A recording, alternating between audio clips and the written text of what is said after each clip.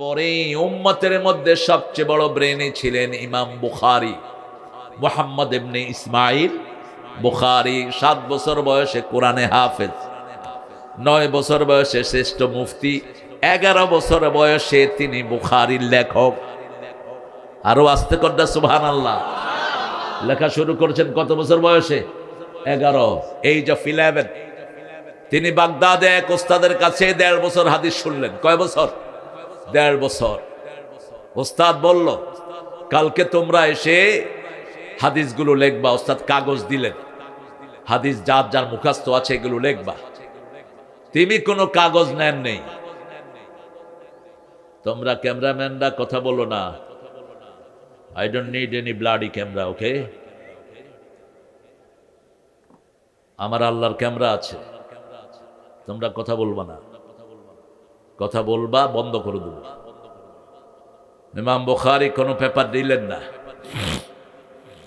তিনাকে ওস্তাদ জিজ্ঞেস করলেন, ইমাম মুহাম্মদ, কি নাম ছিল? মুহাম্মদ ইবনে ইসমাইল, মুহাম্মদ ইবনে ইসমাইল বুখারী। বলছে আমি কাগজ নেই, কারণ আপনি যা পড়াইছেন একটাও ভুলই নেই। আরো আসতে সুবহানাল্লাহ। এখন তো সুবহানাল্লাহ কইতে আর ভয় নাই। জোরে বলেন সুবহানাল্লাহ। আগেও ভয় ছিল না, শুধু বাড়ি থেকে পুলিশ যেত আর কি। এমন পোড়া কপাল, কাউকে বাদ দেয় না এই শয়তান। এমন কি বুড়া আওয়ামী লীগকেও পিটেছে। আওয়ামী লীগের মধ্যে যেগুলো বুড়া সেগুলিও পিটেছে। এই জন্য গত 5ই আগস্টের আন্দোলনে বহু আওয়ামী লীগ আছে না নাই? লুটপাট যারা করেছে তারা ছাড়া বাকি সব আমাদের সাথে। ঠিক না ঠিক? যারা কোরআনকে ভালোবাসে তারা আমাদের সাথে। ঠিক না ঠিক? ইমাম বুখারীকে বললেন, বাবা তুমি কালকে গোসল করে আসো, আমিও গোসল করে আসবো, তুমি হাদিস শোনাবা। তিনি হাদিস শোনাতে লাগলেন। ইসমাইল বুখারী, মুহাম্মদ ইবনে ইসমাইল, 1 দিন 2 দিন 3 দিন 1 সপ্তাহ 15 দিন 20 দিন চলে যায় শোনাচ্ছেই। ওস্তাদ কেঁদে ফেললেন, কপালে চুমু দিলেন, বাবা তোমাকেই রাসূলের হাদিস সংরক্ষণের জন্য আল্লাহ বাছাই করে নিয়েছেন। ছোট্ট মোহাম্মদ বললেন, হুজুর আমি স্বপ্ন দেখেছি রাসূল শুয়ে আছেন, ওনার গায়ে মাছি, আমি বাতাস করে মাছি তাড়িয়ে দিচ্ছি। সারা পৃথিবীতে কোরআনের পরে যেই কিতাবটা বিশুদ্ধ সেটার নাম কি? আল্লাহ ইমাম বুখারীর কবরকে জান্নাতের বাগান বানায়া দেন। সেই ইমাম বুখারী তার হাদিস গ্রন্থে এনেছেন, প্রথম গুণ হতে হবে ইমামুন আদেল। আপনি যদি আপনার সন্তানকে কোরআন না পড়ান, ইসলাম না শিখান, এই সন্তান আল্লাহকে আপনাকে পায়ের তলায় দিবে।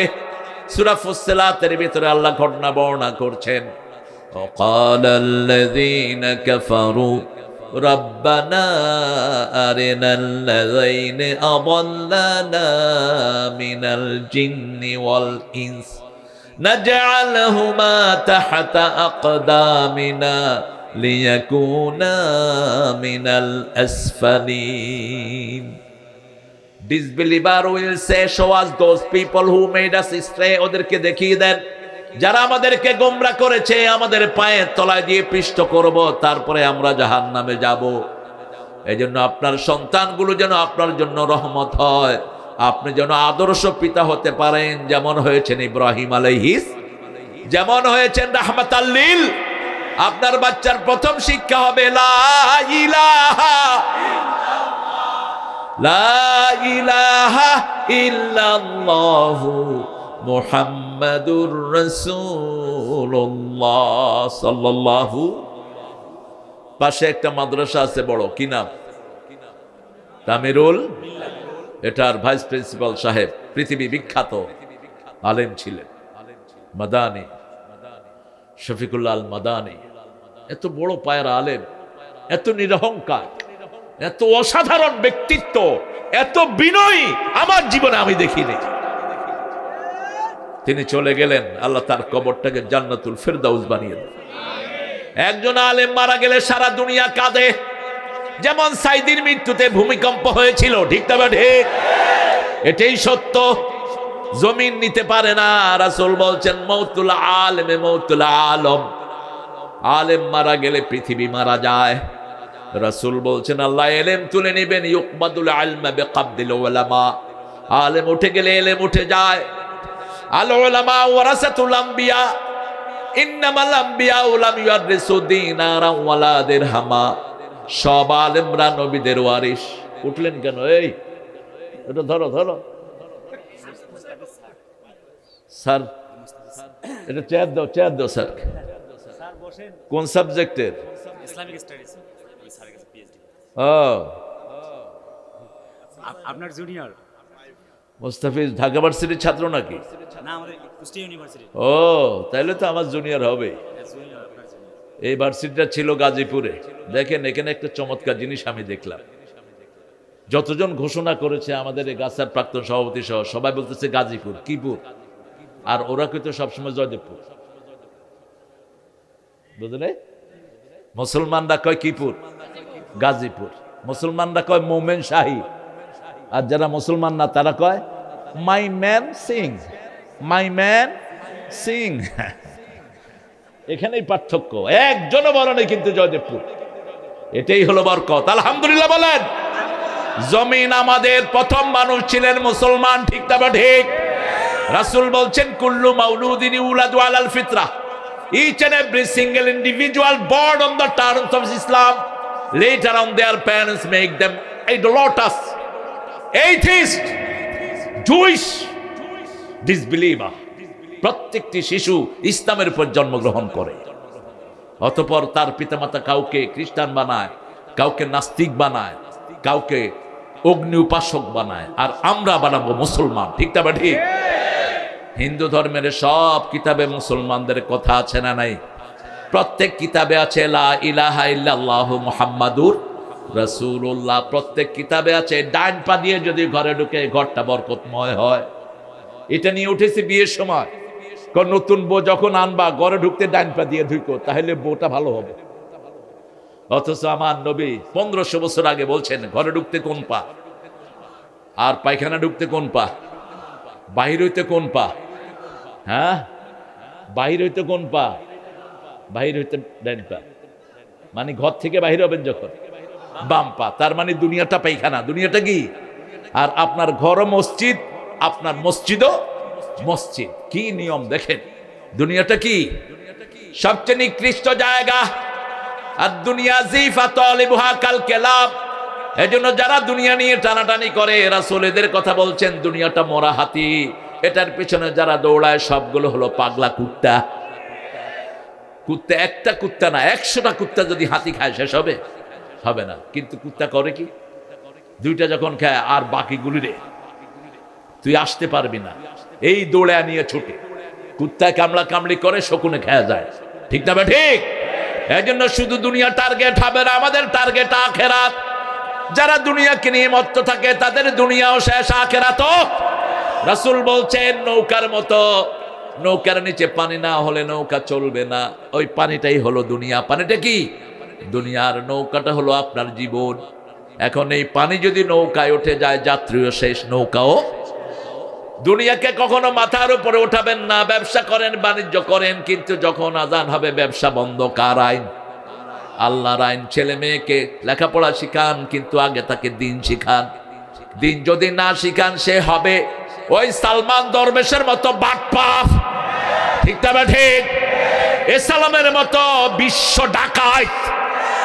80,000 কোটি শুধু ইসলামী ব্যাংক থেকে লুট করে নিয়েছে। কয় হাজার? 80,000 কোটি। আর গত 17 বছরে পাচার হয়েছে কত টাকা? কথা কন না কেন?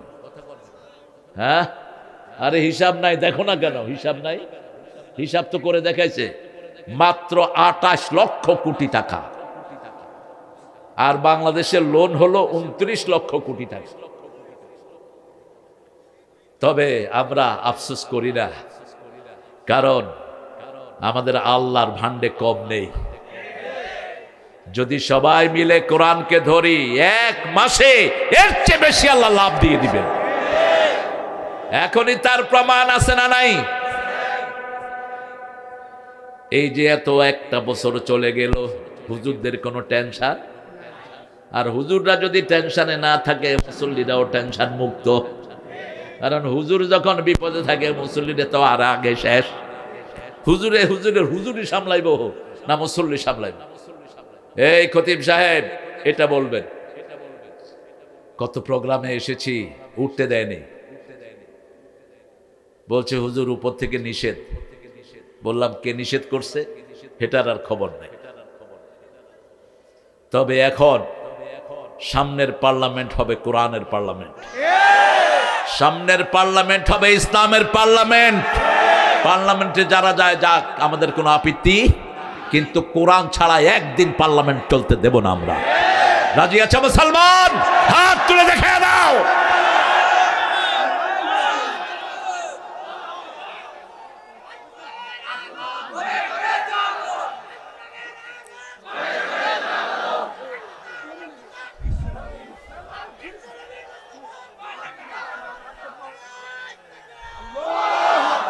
আল্লাহ আমাদেরকে কবুল করুন। ইমামুন আদেল, আপনি একজন ইনসাফগার ইমাম হবেন, হবেন তো? কথা বলেন না কেন? আদেল, আদল কাকে বলে বলেন? আদল হলো আপনার ছেলে তিনটা, আমার দুইটা। আমাকে তিন ছেলের খাওয়া দিতে হবে, ওনাকে দুই ছেলের দিতে হবে, ঠিক না বেঠিক? আল্লাহ বলছেন ইন্নাল্লাহ ইয়া'মুরু বিল আদলি ওয়াল সূরা নাহল। আল্লাহ আদেশ করছেন প্রথম আদল। প্রথম কি? আদল। কেন আদল? ই'দিলু হিয়া আকরাবু লিত তাকওয়া। তোমরা আদল করো, তাকওয়ার কাছাকাছি চলে যাবা। সুবহানাল্লাহ। আল্লাহ রাব্বুল আলামিন আদল শিখাচ্ছেন। সব নবীরা আদল করেছেন। যেমন রাসূলের কাছে এক ইহুদি এসে বিচার দিয়েছে, ইয়া রাসূলুল্লাহ, আপনার একজন কালেমা পড়া লোক আমার ক্ষেতের পানি বন্ধ করে দিয়েছে। কি দিয়েছে? ক্ষেতের পানি বন্ধ করে দিয়েছে। রাসূল সাল্লাল্লাহু আলাইহি ওয়াসাল্লাম বললেন, ক্ষেতের পানি খুলে দাও। আল্লাহ কোন মানুষের পানি বন্ধ করেন না, খাওয়া বন্ধ করেন না, রাস্তা বন্ধ করেন না। রাসূল বলছেন, কেউ যখন আল্লাহর দায়িত্ব হাতে নেয় তার উপরে আল্লাহর গজব পড়ে। আমাদের দেশে কোন এক নেতা বলেছিল ভাতে মারবো, পানিতে মারবো। ভাত আর পানির দায়িত্ব কার? তুমি দায়িত্ব নিলা কেন? সাথে সাথে দুর্ভিক্ষ আসলো, ঠিক না? ঠিক। আল্লাহর দায়িত্ব কোনো মানুষ নেওয়া জায়েজ নাই। রাসূল বললেন পানি ছেড়ে দাও। লোকটার বিচার পছন্দ হলো না, চলে গেলেন তিনি আবু বকরের কাছে। আবু বকর বিচার করেছেন, রাসূল আপনি একটু সানি করে দেন। তিনি বললেন রাসূলের উপর বিচার করার ক্ষমতা কারো নাই। চলে গেলেন ওমরের কাছে। ঠান্ডা না গরম? বেশি না কম? আসাদ্দুহুম ফি আমরিল্লাহি ওমর।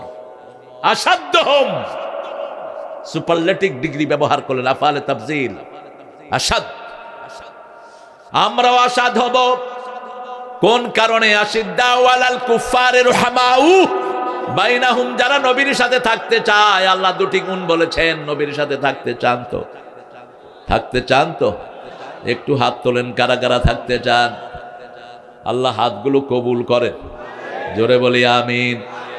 সূরা ফাতিরের শেষ আয়াত পড়েন, মুহাম্মাদুর রাসূলুল্লাহ ওয়াল্লাযীনা মাআহু আশিদ্দাউ আলাল কুফফারি রুহামাউ বাইনাহুম তারাহুম রুকআ সুজ্জাদান ইয়াবতাগুনা ফাদলাম মিনাল্লাহি ওয়া রিদওয়ানা সীমাহুম ফি উজুহিহিম মিন আসারিস সুজুদ। আল্লাহু আকবার। কোরআনের বর্ণনা শৈলী দেখেন। কোরআন যে আল্লাহর কালাম, প্রত্যেকটি আয়াত তার প্রমাণ। কেউ বানাতে পারবে না এরকম আয়াত, কেউ এরকম কথাই বলতে পারবে না, ঠিক না? ঠিক। আল্লাহ বলছেন মুহাম্মাদুর রাসূলুল্লাহ। মুহাম্মদ কার রাসূল? কেন কেন আল্লাহ মুহাম্মদকে রাসূল বলে স্বীকৃতি দিলেন কেন? আমি এটা খুব চিন্তা করতাম ছোটবেলায়। 4 বার মুহাম্মদ নাম উল্লেখ করলেন, 3 বারই বলেছেন মুহাম্মদ আমার রাসূল। আর একবার বলেছেন আমিনু বিমা নুজিলা আলা মুহাম্মদ, মুহাম্মাদের উপরে যা নাজিল করেছি সবটার উপরে ঈমান আনো। কেন আল্লাহ বারবার মুহাম্মদকে রাসূল বলছেন? কারণ ইহুদির বাচ্চারা বলছে মুহাম্মদ নাকি রাসূল ছিলেন না। হাতকে দেখেন তো, এই হাত দেখেন, হাতের এখানে দেখবেন 81 দেখছেন? আরবিতে 2টা অক্ষর। এই দেখেন, এই পাশে হলো 1, এই পাশে হলো 8। কত হয়? 81। আর এই পাশে 18। 81 আর 18 যোগ করলে কত হয়? আল্লাহর নাম কয়টা? এবার 81 থেকে 18 বাদ দেন,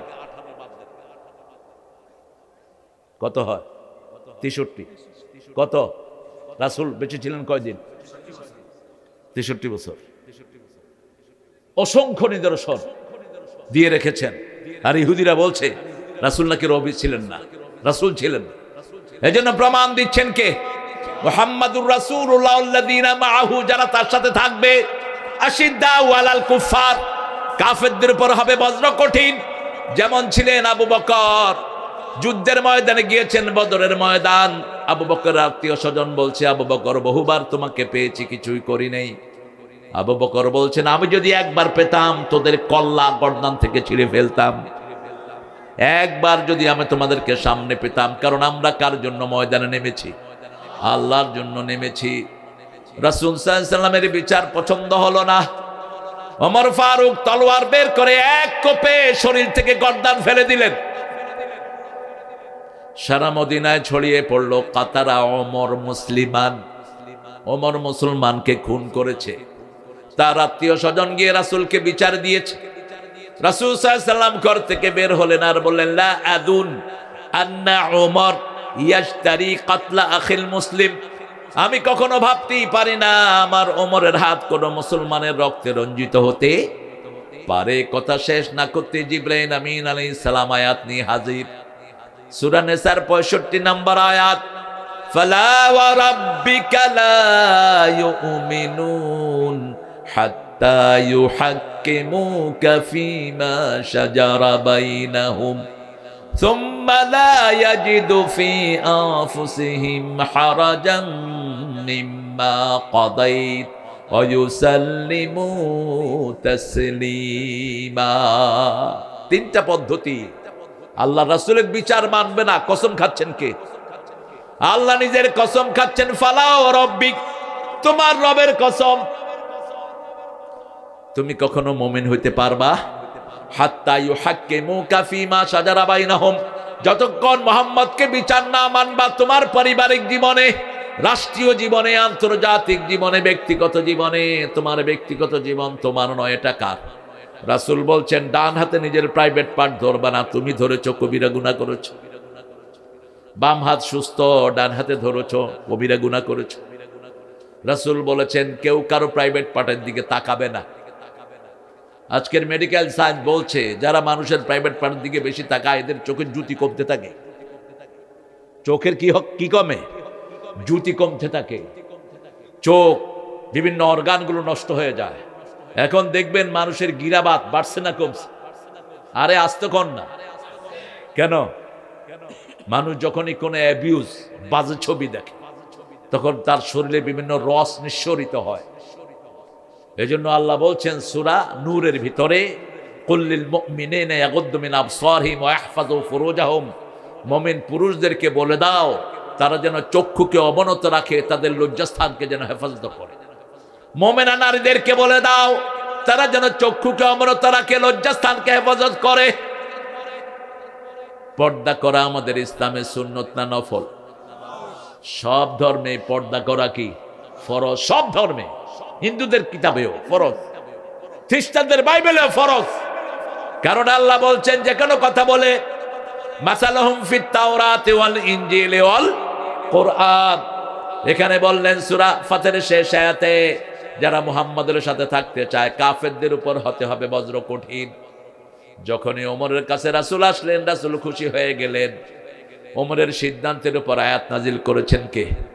রাসূল বলে দিলেন, আমার পরে যদি কেউ বিশ্ব নবী হতো, ওমর তুমি হয়ে যেতে। তুমি হতে সেই বিশ্ব নবী। আশিদ্দাউ আলাল কুফারি রুহামাউ বাইনাহুম, মুমিনদের মধ্যে হবেন প্রচন্ড রহমদিল। আমরা যারা একসাথে নামাজ পড়ি, একসাথে কোরআন চাই, আমরা হব পরস্পরের জন্য রহমদিল। ঠিক আছে না নাই? কেমন রহমদিল? মদিনায় সাহাবায়ে কেরাম গেলেন, রাসূল সাল্লাল্লাহু আলাইহি সাল্লাম বলেন, এই সাহাবীকে তোমার ঘরে রাখো। তিনি রাখলেন। দুই বিবির এক বিবিকে ওনার জন্য দিয়ে দিলেন।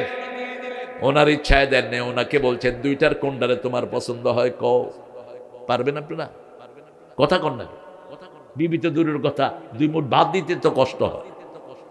রাসূল বলছেন যখন খাবা প্লেট চেটে আঙ্গুলগুলো চেটে খাও, বুখারী হাদিস 3 বার 4 বার। যদি তুমি না চাটো তোমার ভাইয়ের মুখে দিয়ে দাও। আমি যদি কুদ্দুসের মুখে আঙ্গুল দিই, কুদ্দুস কি নেবে না আমারে? সে সম্পর্ক গড়ে ওঠে নাই। সাহাবীদের সম্পর্ক কি মধুর দেখেন। 2 রুমের বাসা 1 রুম ছেড়ে দিয়েছে আনসারকে, সুবহানাল্লাহ বলতে ইচ্ছা করে না।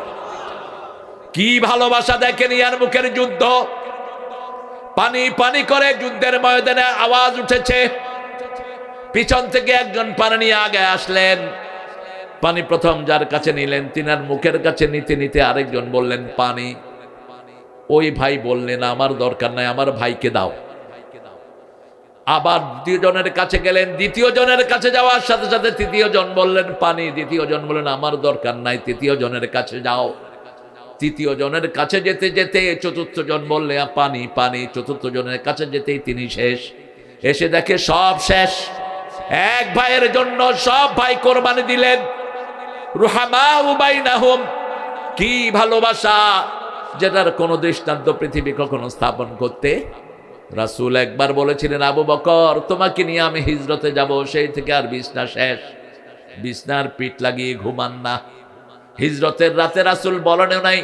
জিবরাইল আমিন বলছেন আপনি আজকে রাতে হিজরত করতে হবে। রাসূল বলেন আমার কাছে তো অনেক বিলঙ্গিংস, কাফের মুশরিকদের অনেক সোনাদানা, আমার কাছে কি করব?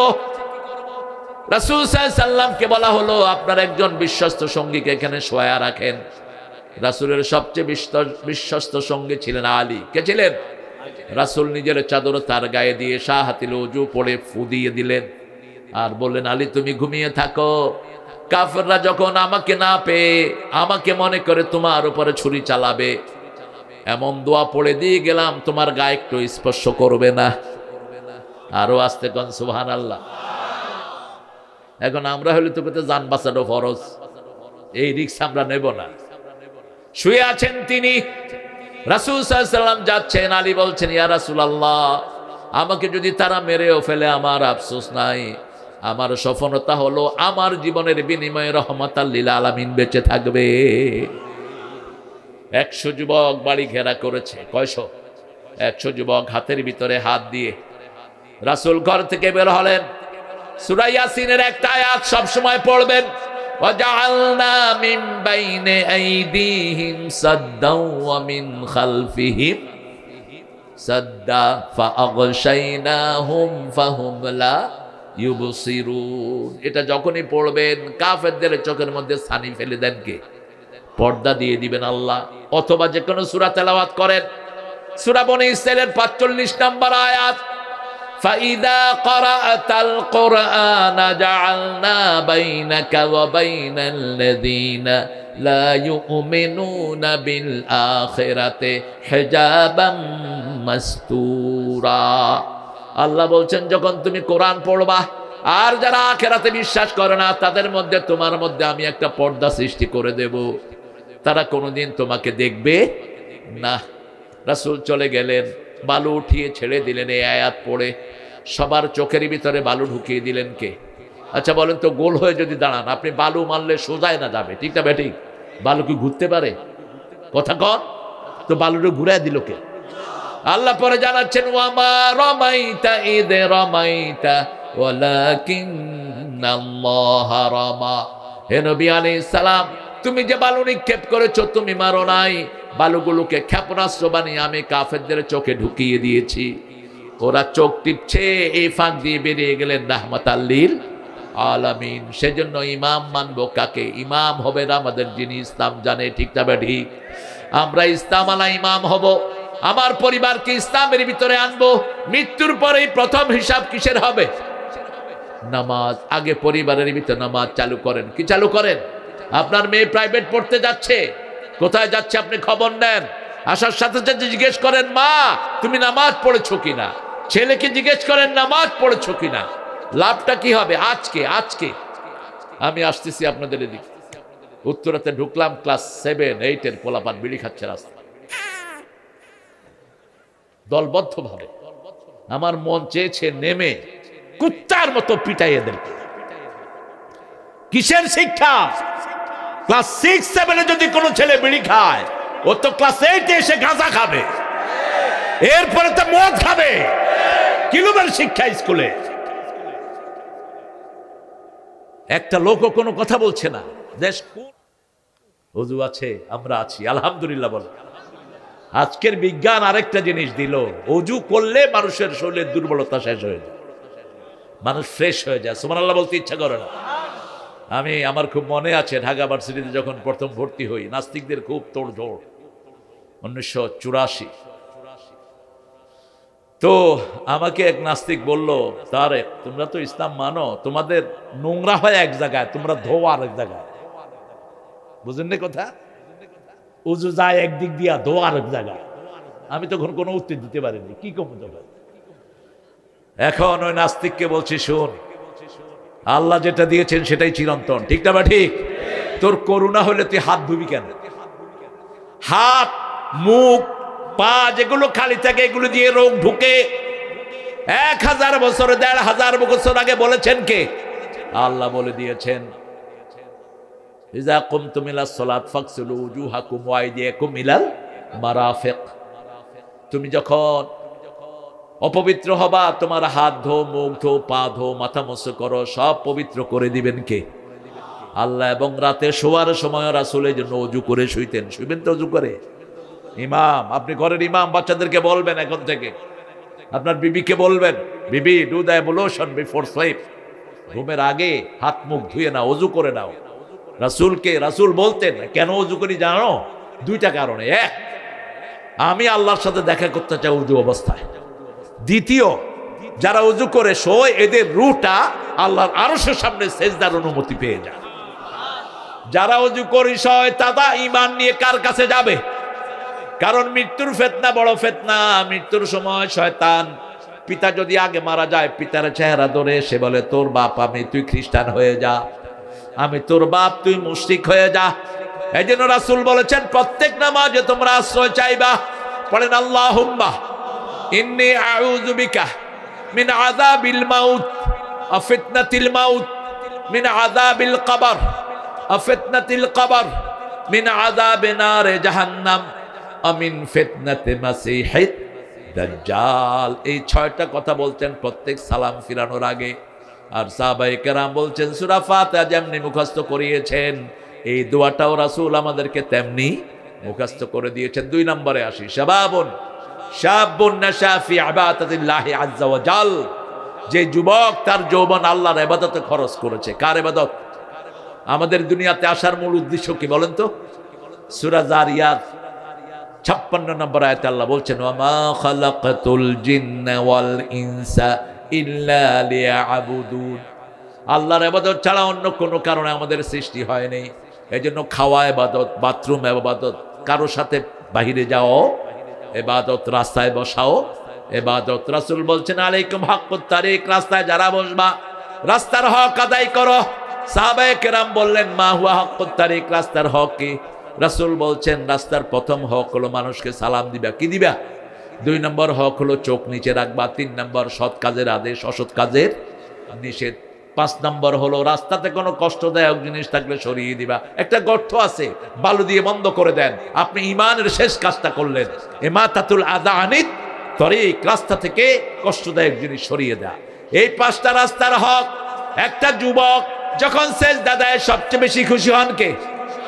বুড়া মানুষ সেজদা দেয়, কোনো কাজ দেয়, সেজদা দিবেই, ঠিক না ভাই? ঠিক। অনেক বৃদ্ধ মানুষ আছে, কোথাও যাওয়ার নাই, কোথায় গিয়ে বসে থাকে, কথা কর না কেন? ওই এক লোকের রুটি নিয়ে গেছে কাক। এখন ওই লোক কাককে দৌড়াচ্ছে। কাক চিন্তা করতেছে কোন কিপটার রুটি নিলাম, যেখানে বসে দৌড়ায়। শেষে কাক, এক নদী ছিল, নদী পার হয়ে পাড়ে চলে গেছে। এখন ওই লোক নদীর পাড়ে গিয়ে কয়, যা, আল্লাহ রাস্তা দান করে দিল। এখন তো নদীও পার হইতে পারতেছে না, কাউয়ারেও ধরা সম্ভব না। কিন্তু একজন যুবক যখন সেজদা দেয়, হাজারো হাতছানি তার চারিদিকে, যখন সেজদা দেয় খুশি হন কে? আল্লাহু আকবার। রাসূল বলছেন, যারা যৌবন থেকে ইবাদত করতে করতে বৃদ্ধ হয়ে যায়, বৃদ্ধ বয়সে গিয়ে যদি যখন ওই যৌবন মতো ইবাদত করতে পারে না, অটো সেই ইবাদত আল্লাহ তার আমলনামা লিখে দিবে। আপনি এখন 20 রাকাত নামাজ পড়েন, কিন্তু যখন আপনার বয়স বেড়ে যাবে, হাঁটুর ব্যথা, কোমরের ব্যথা, আপনি ঠিক মতো 4 রাকাত পড়তে পারেন না। রাসূল বলছেন ওই যৌবনের ওই ইবাদত তোমার আমলনামায় আল্লাহ লিখে দিবে।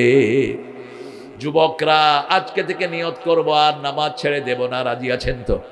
একটু হাত তুলে দেখায়া দেই, বলেন হে আল্লাহ, আপনার নামে শপথ করছি জীবনে আর কোনোদিন ফরজ নামাজ, ফরজ রোজা, ফরজ পর্দা ছেড়ে দেব না। আমিন ইয়া রাব্বাল আলামিন। হাতগুলো নামাই। এখন ইবাদত কাকে বলে? বলে রাসূল বললেন আর দোয়াও হিয়াল ইবাদা, দোয়াটাই কি? ইবাদত। রাসূল বললেন বিবির কাছে যাওয়া ইবাদত, বিবির কাছে যাওয়া কি? ইবাদত। সাহাবায়ে কেরাম বলেন এটা কেমন কথা? এই আরিফ, তুমি হাঁটছো কেন? বসো। কিতা হয়েছে তোমার? সিলেটি ভাই আমার, কমলগঞ্জ। হ্যাঁ বালায় বালায় বালা কিতা দিয়া কিতা করতায়। খুব সুন্দর আমার দেশ, যে কত ডাইমেনশনের আমার দেশ। নরসিংদীতে একটা শব্দ আছে, এটা ফেরেশতারা বুঝে কিনা আমার সন্দেহ। শব্দটা হলো বুঝতে মারা। বুঝতে মারা বুঝত নেই। একটা গালি আছে, এটা যে কেমনে শিখছে এরা। বাঁশির ফুত। কিও বাঁশির ফুত। আমাদের, হ্যাঁ জুয়েল তো আমারই ছেলে, আমারই এলাকার লোক। তো আমাদের এই দেশটা এত বিচিত্র। দেখেন ইংলিশ, সারা পৃথিবীতে সবচেয়ে বেশি মানুষ ইংলিশে কথা বলে, তার চেয়ে বেশি বলে ফ্রেঞ্চ, চাইনিজ, এগুলো। কিন্তু ইংলিশে খুব ভেরিয়েশন নাই। ম্যানচেস্টারে একটু ভেরিয়েশন আছে, ওরা বাসকে বুস বলে, bus. I want to go by bus. আর একটু আয়ারল্যান্ডের অ্যাকসেন্টটাই গেছে আমেরিকাতে, how are you sir, you are right, একটু ভিতরে বেকা কোকা করে। আর আমাদের বাংলাদেশে এক জেলার কথার সাথে আরেক জেলার কোনো মিল। আল্লামা সাইদি কি সুন্দর করে বলতেন, কয় বাংলা ভাষার জন্ম হয়েছে নদিয়া শান্তিপুরে, এটা পরিপূর্ণতা পেয়েছে কুষ্টিয়ার রাজশাহীতে এসে, আহত হয়েছে ঢাকা, নিহত হয়েছে চট্টগ্রামে, এটা কবর হয়েছে কক্সবাজার। আপনি দেখেন ঢাকাতে আসলে দেখেন সব শালা, বাপও হালা, পোলাও, পোলার কাবে হালা কই যাচ্ছে, পোলাকে বাবা হালা বইলে গেছো গা, তুমি হালা আবার বাজারে পাঠিয়েছ। আমি যখন নতুন আসলাম আমি চিন্তা করলাম বুড়া মানুষ হালা হয় কেমন? এই ছেলে, এটা তোর হালা ঢুক কেমন? তুমি হালা ভিতরে ঢুকছো কে? আমাদের সাথে এক ছেলে ছিল কসাইটলির, ওই ছেলে সবাইকে শালা বলা শেষ। এখন ছেলেরা হুজুরকে বিচার দিচ্ছে, হুজুর এ শুধু সবাই শালা কর। হুজুরে তারা ধরে নিয়ে আসছে, তুমি নাকি সবাইকে শালা কর। কোন হালা আমার নামে বিচার দিছে? ও যে এটা বলতেছে ওর সেন্সেই নেই। আর চট্টগ্রামে গেলে তো গালি গালাজ, আল্লাহ, মুখে উঠানো যাবে না। দেখছেন না এক হুজুরে হামজারে কি কইয়া গালি দিছে, কি নোংরা শব্দ।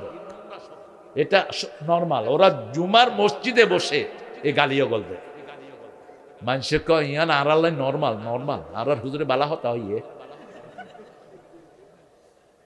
অশ্লীল অসভ্য। চাপাই নবাবগঞ্জ গেছি, এক লোক আলেম এক ছেলেকে মাথায় হাত দিয়ে কয় হারামজাদা ভালো আছিস? আমি বললাম তুমি কি বললা? ভালো কহেছি বুঝেছে।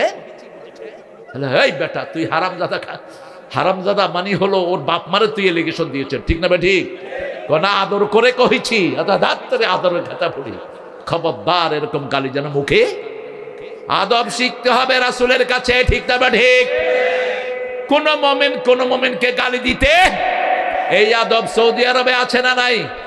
যত খারাপ লোকই হোক আপনি তারে ধাক্কা দিবেন, বলবে আল্লাহ ইয়ারহামাক, আল্লাহ তোর রহম করুক।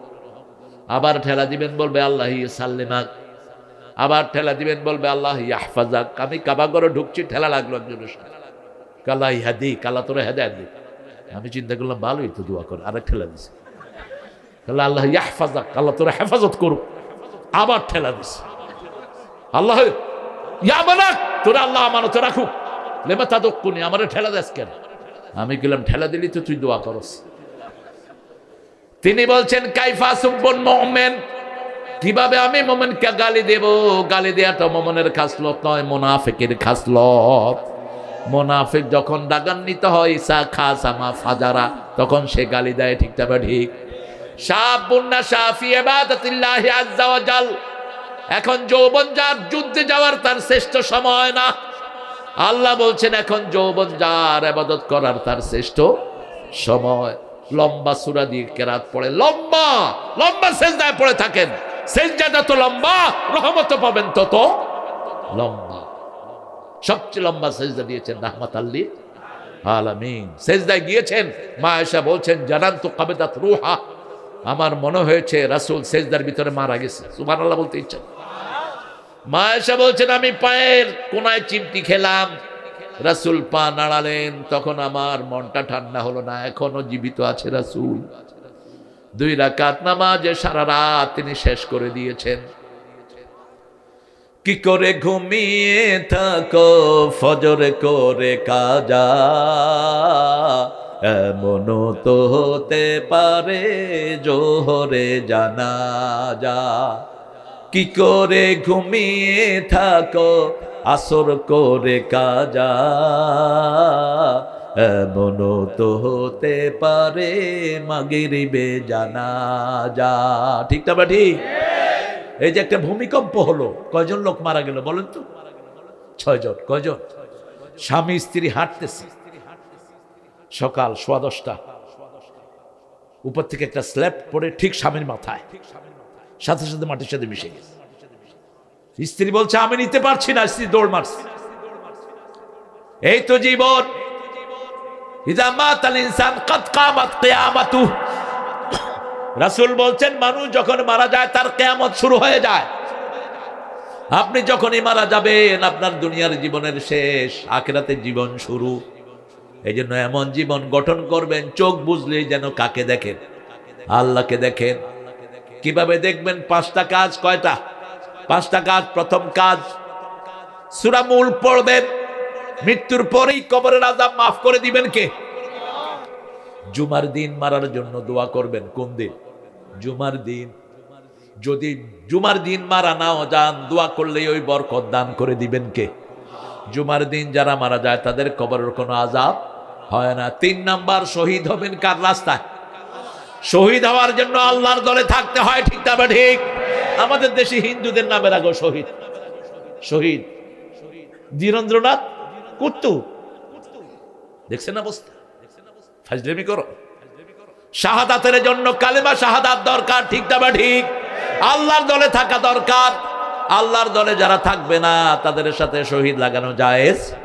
4 নাম্বার, নাবালক শিশু যখন মারা যায় তার কবরের সওয়াল জবাব মাফ করে দেন কে? 5 নাম্বার, ইউআফাস সাবিরুনা বিগাইরি হিসাব।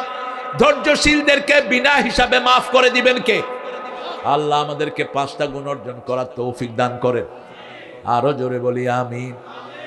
সে আল্লাহ বলছেন যৌবনটা এখন যদি আজকে রাত্রে থেকে যদি আসা পড়া শুরু করেন আর বলেন আল্লাহ বিগত জীবনে যত নামাজ পড়তে পারি না আপনার কাছে মাফ চাই, মাফ করে দিবেন কে? রাসূল বলছেন যারা আল্লাহর ভয়ে চোখে থেকে মাসির ডানার সমান পানি ছেড়ে দেয়, গরুর ওলান থেকে, ওলান বুঝেন তো, ওই যে দুধ যেতে দোহা, এটাকে কি বলে?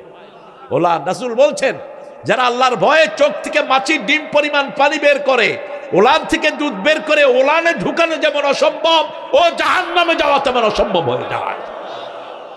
মাফ করে দিবেন কে? সেজন্য সাবুন, ও যুবক, কখনো নিরাশ হব না। আল্লাহ বলছেন সূরা জুমারের ভিতরে, লা তাকনাতু মির রাহমাতিল্লাহ ইন্নাল্লাহা ইয়াগফিরুদ যুনুবা জামিআ ইন্নাহু হুয়াল গফুরুর রহিম। কখনো আল্লাহর রহমত থেকে নিরাশ হইও না। অমাই ইয়াকনাত মির রাহমাতিল্লাহি ইল্লা দাল্লুন। গোমরা ছাড়া আল্লাহর রহমত থেকে কেউ নিরাশ হয় না। সবচেয়ে বড় ক্ষমা কার? আল্লাহর। এখন তওবা করবেন। রাসূল 100 বার তওবা করতেন। কয়শো? আবু হুরায়রা বলছেন I was sitting beside Muhammad, আমি রাসূলের পাশে বসে আছি, তিনি কথা বলছেন লোকদের সাথে আর ভিতরে ভিতরে তাসবিহ পড়ছেন। সুবহানাল্লাহ বলতে ইচ্ছা করে না। রাসূলের গোপন গোপন জিনিসগুলো আবু হুরায়রা বের করে আনতেন। আবু হুরায়রা একবার জিজ্ঞেস করলেন, ইয়া রাসূলুল্লাহ, আপনি সূরা ফাতিহা পড়ে দীর্ঘ সময় চুপ করে থাকেন। আপনি দেখবেন মক্কা মদিনা ইমামরা সূরা ফাতিহা পড়ার পরে কি করে থাকে? নীরব থাকে অনেকক্ষণ। আমাদের দেশের লোকেরা কয় সূরা তালাশ করতে আছে। কি তালাশ করে? সূরা তালাশ করতে আছে, জানো না তো? মেশকাতে এসছে হাদিস। রাসূলকে বললেন, ইয়া রাসূলুল্লাহ, আপনি অনেকক্ষণ চুপ করে থাকেন। রাসূল বললেন, সাআলতা বিশাইইন আযীম, তুমি একটা বড় জিনিসের ব্যাপারে প্রশ্ন করেছো। আমি সূরা ফাতিহা শেষ করে একটা দোয়া পড়ি। কি পড়ি? একটা দোয়া পড়ি, আল্লাহুম্মা বাঈদ বাইনি ওয়া বাইনা খাতায়া কামা বা'আদতা বাইনাল মাশরিক ওয়াল মাগরিব, নাক্কিনি মিন খাতায়া কামা ইউনাক্কাস সাওবুল আবিয়াদ মিনাদ দানাস, ওয়াগসিলনি মিন খাতায়া বিল মা'i ওয়াস সালজি ওয়াল বারদ। এই দোয়াটা আমি পড়ি, তারপরে পড়ি আউযু বিল্লাহি মিনাশ শাইতানির বিসমিল্লাহির রাহমানির। প্রত্যেক সূরা পড়ার আগে আল্লাহর কাছে আশ্রয় চাইবেন। কার হুকুম? ফাইদা ক্বারাআতাল কুরআনা ফাস্তাইদ বিল্লাহি মিনাশ শাইতানির রাজীম। আবার সূরা ফুসসিলাতের ভিতরে বলছেন, ওয়া ইম্মা ইয়ানজাগান্নাকা মিনাশ শাইতানি নাযগুন ফাস্তাইদ বিল্লাহ ইন্নাহু হুয়াস সামিউল আলীম। যখনই মনের ভিতরে শয়তানি কোনো ওয়াসওয়াসা জন্ম নেবে, পড়ে না আউযু বিল্লাহি মিনাশ শাইতানির। ঘরে ঢুকে বিবির পর মেজাজ খারাপ হয়, এরকম স্বামী আছে না নাই? কথা কন না কেন? অফিসে সেজে গুছে আছে, মেয়েদেরকে দেখতে দেখতে বিবিকে ভালো লাগে না। ঘরে ঢুকেই মনে হয় পেতনি একটা আসছে সামনে, যা খুশি মুখে বলে। কেউ কেউ তো রাগের ঠেলায় 14 তালাকও দেয়। তোরে দিলাম তালাক, তোর 14 গোষ্ঠীর তালাক। এই পাগলামি আগেও ছিল। ইবনে আব্বাস বলছেন, ওনার কাছে এক লোক এসে তার বোর এসে 200 তালাক দিছে। কি করবেন? যখনই মেজাজ খারাপ হয় কি করবেন? আউযু বিল্লাহি মিনাশ শাইতানির রাজীম। মনে রাখবেন, বাহিরের ডেকোরেটেড যে সমস্ত মেয়েরা, এরা এইডস নিয়ে ঘুরে। কি নিয়ে ঘুরে? এইডস। আর আপনার বিবি রহমত নিয়ে বসে থাকে। আল্লাহ বলছেন সূরা রোমের 21, লিতাসকুনু ইলাইহা, ওটা হলো শান্তির জায়গা। কিসের জায়গা? ওয়াজআলা বাইনাকুম মুওয়াদ্দাতাও ওয়া রাহমা, ওই মেয়ের জন্য আপনার এক চোখে থাকবে ভালোবাসা, আর এক চোখে থাকবে রহমত। বাংলাদেশের মেয়েদের মতো পরিশ্রমী মেয়ে কোনো দেশে নাই। এজন্য রাসূল বললেন, দ্বিতীয় ইবাদত হলো বিবির কাছে যাওয়া। ইবাদত কার কাছে? বিবির কাছে যাওয়া ইবাদত। রাসূল বলছেন, রাস্তায় কোনো মেয়ে দেখে যদি তুমি অবাক হও, তুমি তোমার বিবির কাছে চলে যাও। ওই মেয়ের কাছে যা আছে, তোমার বিবির কাছে আরো শ্রেষ্ঠ জিনিস তোমাকে দান করে দিয়েছেন কে? আল্লাহ আমাদেরকে কবুল করুক। বয়স হলে গেল বিয়ে করেন, কয় হুজুর চাকরি বাকরি নাই, কি করব? রাসূলের সাহাবী আসছেন রাসূলের কাছে, সাল্লাল্লাহু, ইয়া রাসূলুল্লাহ, আমি বিয়ে করব। প্রথমে একজন আসলেন, বললেন, ইয়া রাসূলুল্লাহ, আমার টাকা পয়সা নাই। রাসূল বললেন, বিয়ে করো। কয় নিজেই খাইতে পারে না, বিয়ে করে কেন? রাসূল বলছেন, ওই মেয়েটা বরকত নিয়ে আসবে। আমাদের দেশে যত লোক পয়সাওয়ালা হয়েছে বিয়ের আগে না পরে? জোরে বলেন। এই যে বসুন্ধরার এই বেড়া পয়সাওয়ালা হয়েছে আগে না পরে? ওই যে আরেকটা মারা গেল যমুনার, বিয়ের আগে না পরে? জহিরুল ইসলাম, বিয়ের আগে না পরে? পরে। মেয়েরা কি নিয়ে আসে? বরকত নিয়ে আসে। এটার গায়ে হাত দিবেন না। রাসূল বলছেন, গালিও দিবা না। লা তাসুবুল বানাত ইন্নী আবুল বানাত, খবরদার মানুষেরা মেয়েকে গালি দিবা না, আমি সব মেয়েদের বাবা। মেয়েকে গালি দিলে কার উপর যায়? বাবার উপর চলে যায়। কি সুন্দর শব্দ ব্যবহার করেছেন। আবার রাসূল বলছেন, বহু পিতামাতা সন্তান পিতামাতাকে লানত করে। রাসূল সাল্লাল্লাহু আলাইহি ওয়াসাল্লামকে সাহাবায়ে কেরাম বললেন, কারা পিতামাতাকে লানত করে? বলছে, অন্যের পিতামাতাকে গালি দেয়, সেই গালি এসে নিজের পিতামাতার উপর পড়ে। 3 নাম্বার, রাজুলুন কলবুহু মুআল্লাকুন ফিল মাসাজিদ, যার অন্তরটা মসজিদের সাথে ঝুলে থাকবে। জোহর পড়লে আসরের জন্য কানটা খাড়া থাকবে, কখন আযান আসে। রাসূল বলছেন, ইন্তেজারুস সালাতে সালাত, যারা নামাজের জন্য অপেক্ষা করে, নামাজের সওয়াব তাদের আমলনামায় উঠে যায়। আরো আস্তে কান সুবহানাল্লাহ। আমাদের জাতীয় কবিকে সেলিউট দেই। মসজিদের জন্য তার কবিতা আছে না নাই? ঠাকুরার কি আছে? কি আছে ঠাকুরার? দুর্গন্ধ। জাতীয় সঙ্গীতটাও চোরা সঙ্গীত। ক্যালকাটাকে নিয়ে লিখেছেন তিনি, এটা বাংলাদেশকে নিয়ে লেখেন নাই। সুরটাও চুরি করা সুর। লালন্যাসুর এক খবিশ আরেক খবিশ থেকে চুরি করেছে। লালন হলো বাল দেবতার পূজারী, বাল বাউল। এদের প্রধান ধর্ম হলো যৌনতা, এদের কবিতায় সব যৌনতা। এরা পরকিয়াকে সবচেয়ে বড় ইবাদত মনে করে। এদের সবচেয়ে বড় ধ্যান হলো গাঁজা খাওয়া। কি খাওয়া? গাঁজা।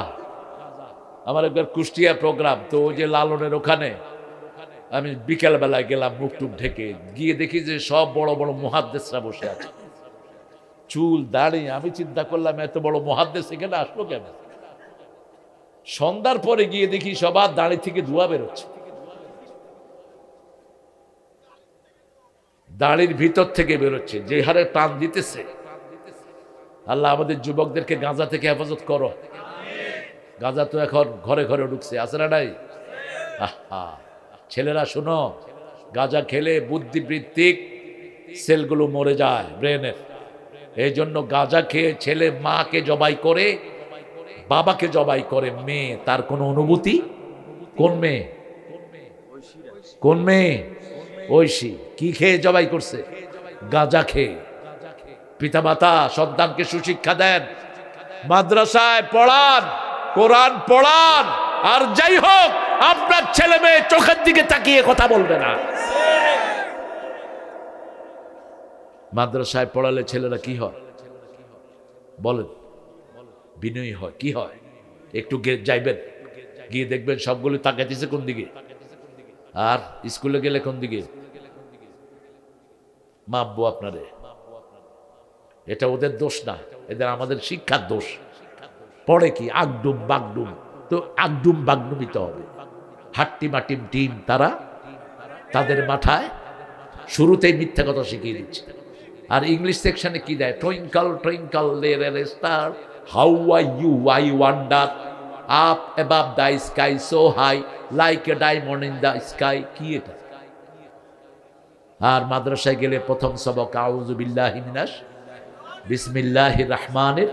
শয়তান তো এমনি জিঞ্জিরাবদ্ধ হয়ে যায়। মাসুম শিশু মুখে বলছে, তার পিতামাতাকে আল্লাহ হেফাজত করে দিচ্ছে। মসজিদের সাথে হৃদয় ঝুলায় রাখবেন। মন খারাপ হলে কোথায় যাবেন? নজরুল কি যে ভালোবাসার ছিলেন মসজিদের প্রতি।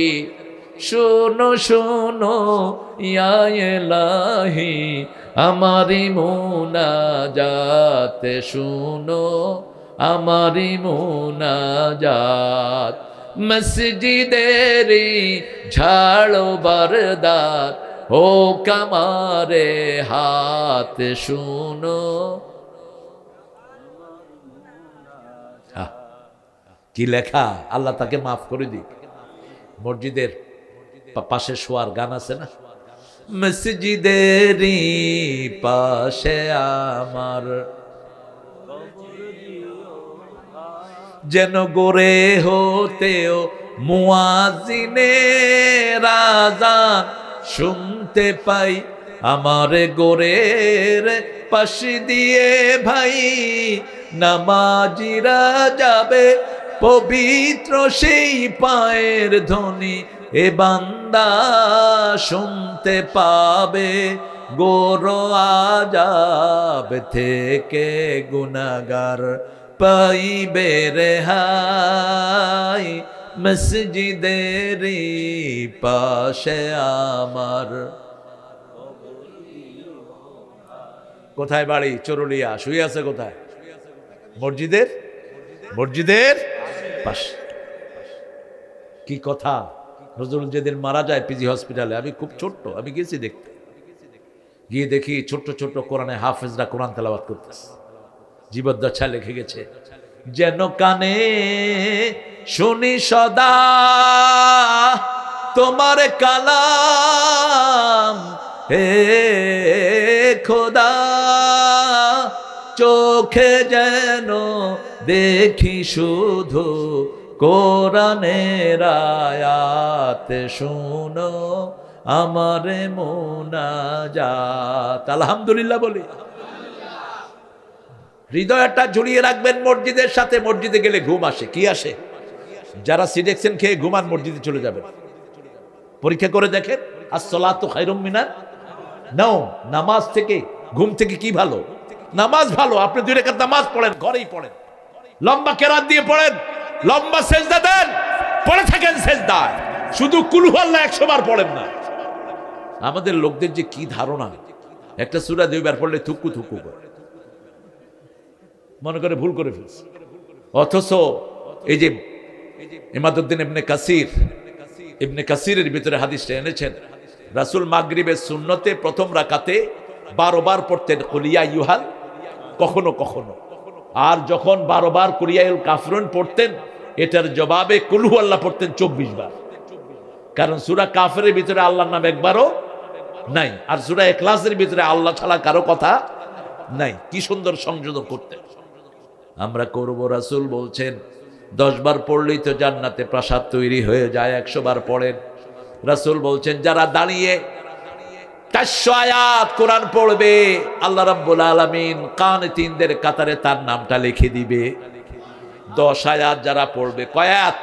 10 আয়াত যারা রাতে দাঁড়িয়ে পড়বে, গাফেলদের মধ্যে তাদের নাম লেখা হবে না। 100 আয়াত যারা পড়বে, সলেহিনদের কাতারে তাদের নাম উঠে যাবে। আর রাসূল পড়তেন কয় আয়াত? এক রাতে 5.25 পারা কোরআন পড়লেন রাহমাতাল লিল। আপনি কি করেন, আমি কি করি? 53 রাকাত নফল পড়তেন প্রতিদিন। কত রাকাত? 53 রাকাত। রাজুলুন কলবুহু মুআল্লাকুন ফিল মাসাজিদ। 4 নম্বর, একটা সুন্দরী মেয়ে আপনাকে ডেকেছে, প্রেমের আহ্বান জানিয়েছে। এখন তো ইন্টারনেটে প্রেমের ছড়াছড়ি, এই কুত্তা প্রেম করবেন না, তাহলে দুনিয়াও শেষ, আখেরাতও শেষ। ইন্টারনেটে এখন এসকন প্রেমের ফাঁদ ফেতেছে। এসকন থেকে সতর্ক থাকুন। ইসকনকে সুপ্রতিষ্ঠিত করে গিয়েছে হাসিনা, হাসিনার ছেলে ছিল ইসকনের মেন পৃষ্ঠপোষক। ইতিমধ্যে আমাদের বহু মেয়ের জীবন সর্বনাশ করেছে ইসকনের শয়তানেরা, ঠিক না বেটি? ইউনূস মিয়া তো কিছুই করতে পারতেছে না বেচারা। আর আইন উপদেষ্টা যেটা আছে এটা হলো ইসকনেরই সদস্য, কি নাম জানি এটার, আসিফ নজরুল। ছাগল কোথাকার। তুই যে কোন সময় ঢুকলি ঢাকা ভার্সিটিতে, আমাদের সময় ঢুকলে তো তোর কিছু সেলিউট দিত।